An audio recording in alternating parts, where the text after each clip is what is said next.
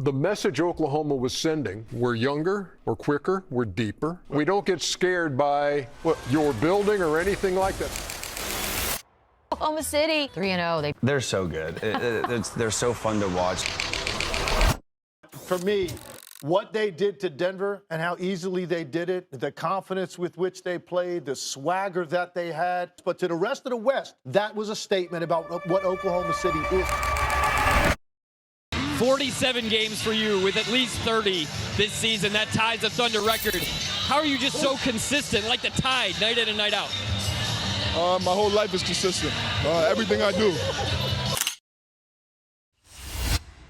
The OKC Thunder right now are sitting as the most likely team to walk away with the Western Conference Championship at plus 300 odds according to BetMGM. They also have the best odds on DraftKings at plus 310. As a matter of fact, they have the best odds on the 7 main sports betting websites, never having odds below plus 310. But let me ask you a question. Is it too early to be giving the Thunder all this hype? I mean, last postseason they beat the Pelicans without Zion Williamson, then proceeded to get slammed by Luka and the Mavericks, the 5th seed.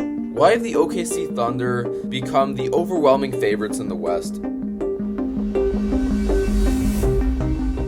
The OKC Thunder have one of the most dynamic, fluent, and absolutely stacked offenses in the league, and even of all time. OKC really has no weakness on the offensive end. They have their go-to scorer on offense with Shea. They have a more than capable second option with J-Dub. They have their big man who can catch lobs, finish in the paint, and stretch the floor with Chet. They have their other big man who's a brilliant finisher in the paint, that being iHeart. And if you didn't think OKC had any 3-and-D players surrounding this core, you would be terribly wrong. This OKC offense pretty much has no holes in it. It all starts with their superstar scoring point guard Shai Gilgeous-Alexander, who happens to be one of, if not the best ISO scorer in the league. Right here, we have a chart of the 50 best isolation scorers in the league from last season. The y-axis represents field goal percentage from ISO plays, and the x-axis represents how many points these players scored while in ISO. As we can see from the bottom, we have players like Jordan Poole, Darius Garland, Julius Randle, Kyle Kuzma, Bam Adebayo, Tyrese Maxey, and Miles Bridges, players that don't really jump out to you as ISO-heavy players. Moving up the list, we have guys like Jalen Brunson, James Harden, DeMar DeRozan, Anthony Edwards, and KD. And moving towards the right of this chart, we have the best ISO scorers in the league.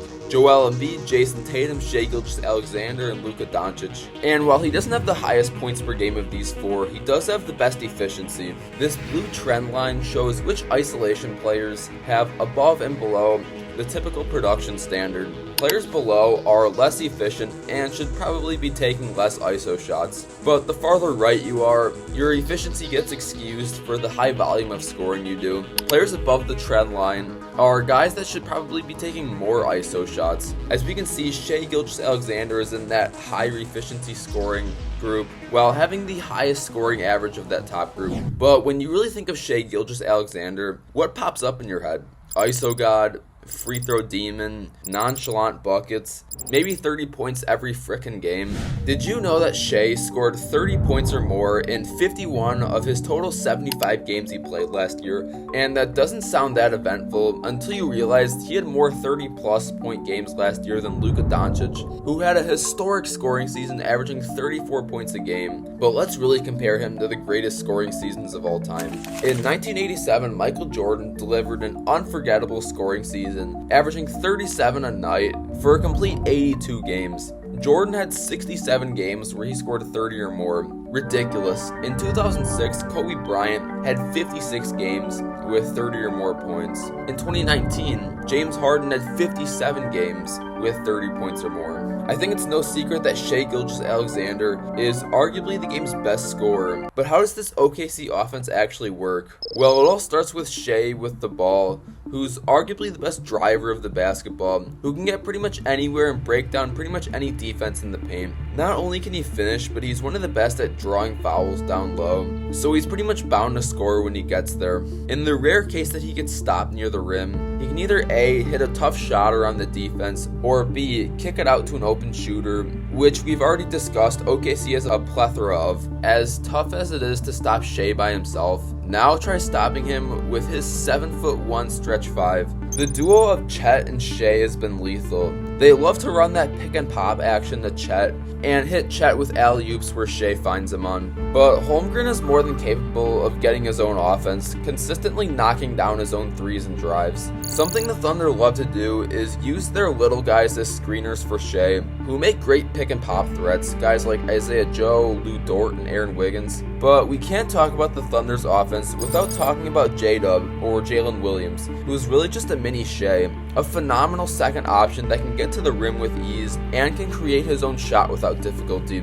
J-Dub also shot a lethal 42.7% from 3 last year, the perfect guy to put around Shea. The big three of Shea, Chet, and J-Dub is perfect, especially for flexible lineups at the end of the floor. And what makes their offense even scarier is that everyone around the big three just seems to be getting better. I think it was the perfect trade for OKC to get rid of Josh Giddey, who's been holding their offense back to be honest, and get Alex Caruso, who's a way more portable player in this offense. We all know about the defensive presence that Lou Dort brings, but he just came off one of his best shooting seasons, shooting around 39% from deep last year.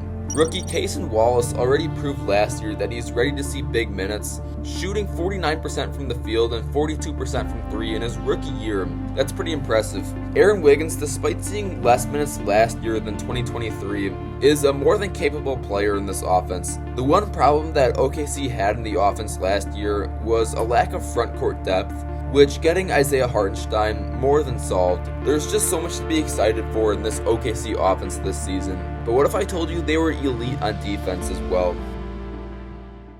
Changed everything. Maxey changing things. Defense. And quickly trying to beat the defense in transition, but the lob pass inside.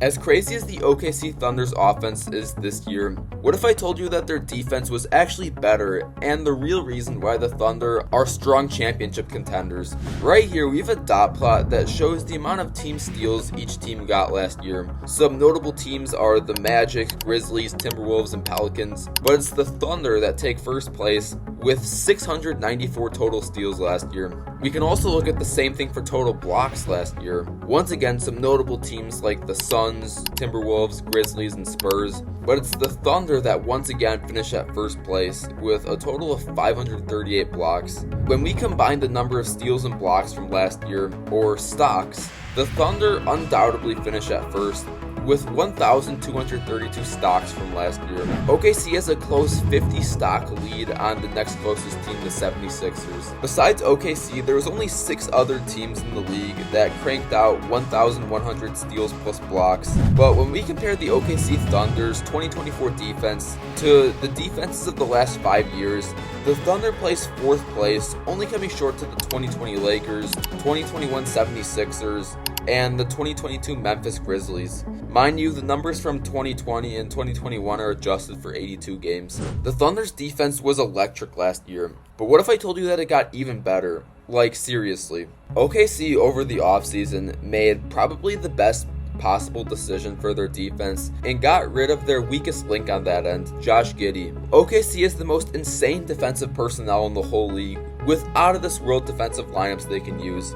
Like, let's look at their starting lineup of Shai Gilgeous-Alexander, Lou Dort, Alex Caruso, Jalen Williams, and Chet Holmgren. Tell me who's the weak link here. Let's use some process of elimination. It's definitely not Lou Dort, arguably the best point-of-attack defender last year. It's not Alex Caruso, back-to-back all-defensive team select. It's not Chet Holmgren, arguably the best rim protector from last season. So that leaves us with 2 players, either J-Dub or Shea. And I don't think it's J-Dub, by far the most versatile defender on here, is great at locking down the opponent's best perimeter or post defender, with his 6'6 frame and 7'2 wingspan. You know your defensive personnel is crazy when Shai Gilgeous-Alexander, the guy who placed 2nd place in steals per game last year and placed 7th place in Defensive Player of the Year, is the OKC Thunder's weakest defensive link in their starting lineup. Shai Gilgeous-Alexander is the only player since Michael Jordan to average both 30 points a game and 2 or more steals a game. The OKC Thunder's defense is crazy, so let's break it down a little bit more. Right next to Shai in the backcourt, we have Alex Caruso, who according to Crafted NBA was ranked the 4th best defender in the league, and by far the best at his position. Caruso ranked as the most disruptive defender in the NBA as well, factoring in combined deflections and defensive turnovers. Caruso ranked as the second best point of attack defender and placed top 5 in defensive estimated plus minus. So long story short, this guy can play some pretty good defense. But the player who places above him for best point of attack defender in the league is Lou Dort, who is just an opponent's nightmare on offense. On NBA.com, Lou Dort placed over 90% on-ball defense, ball screen defense, and matchup difficulty. He also drew 52 offensive fouls last year, which is the best in the NBA. The Thunder's Swiss Army knife on defense, Jalen Williams, might be the most overlooked defender in this lineup. Last season, J-Dub spent 30% of his time on defense, defending the team's first option. When I say that J-Dub is very versatile, I'm not exaggerating myself. Right here, we have players that Jalen Williams spent the most time guarding last year. Karl Anthony Towns, Jalen Green, Jeremy Grant, Wemby, Jaren Jackson Jr., and Lauri Markkanen. A real mixed bag here. But do you guys want to know their percentages when he was guarded by J-Dub? Yeah, Jalen had them all on locks, but who really locks down this defense is big man Chet Holmgren. Last year, Chet ranked second in blocks, only behind Wemby, and places 9th in the league for lowest opponent field goal percentage at the rim. Chet Holmgren anchors down the paint for OKC while being mobile and quick enough to guard perimeter players for stretches. But it's not just their starting lineup that's elite at defense. Isaiah Hartenstein was one of the best post defenders in the league last year with the Knicks. Isaiah Joe and Aaron Wiggins are both terrific perimeter defenders that definitely don't hold back this team's defense. Even second-year player Cason Wallace has drawn comparisons to a young Drew Holiday. So long story short, there's really no weaknesses inside this OKC's defense, but there's only one thing that could possibly ruin this juggernaut's whole season. Drew up the play in case they didn't win the challenge because he knew their timeouts were out, so he's already drawn up the play. The second one's good. Mavs by 1.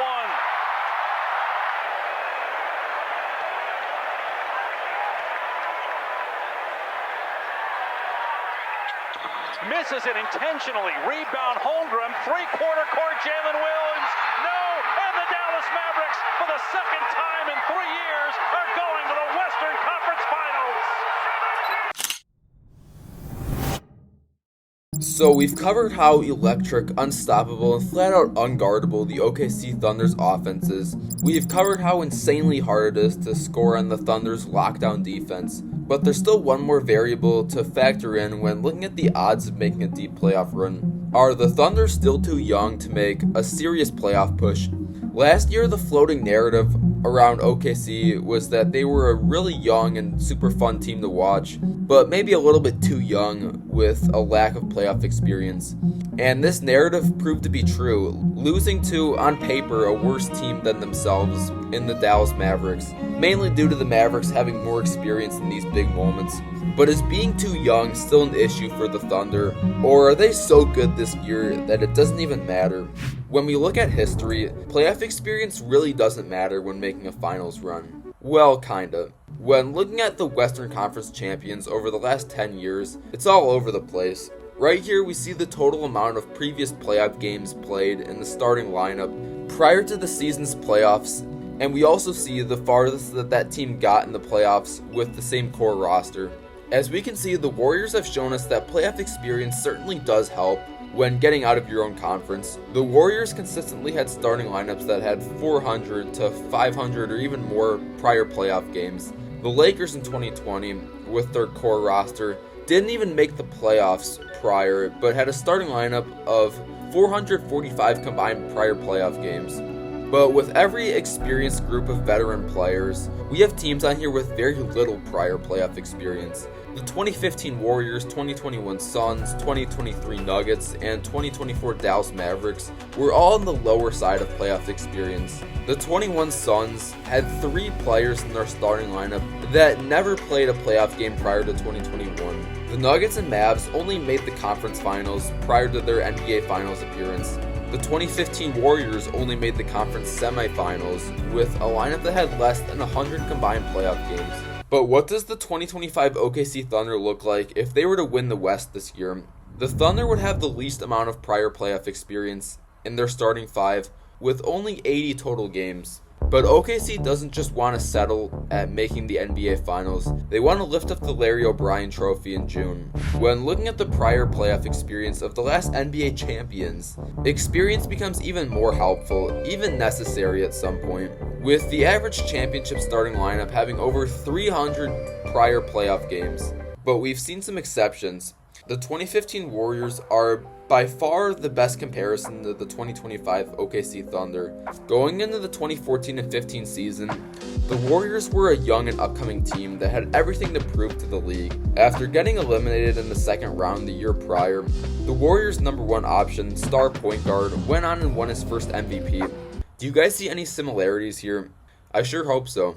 The young and upcoming OKC Thunder, after also losing in the second round, improved their roster and are hoping for their star point guard to also bring home his first MVP and hopefully tear the league up how the Warriors did 10 years ago. So does playoff experience matter? Yeah, kinda. But we've seen exceptions in the past, and I think we'll see an exception again.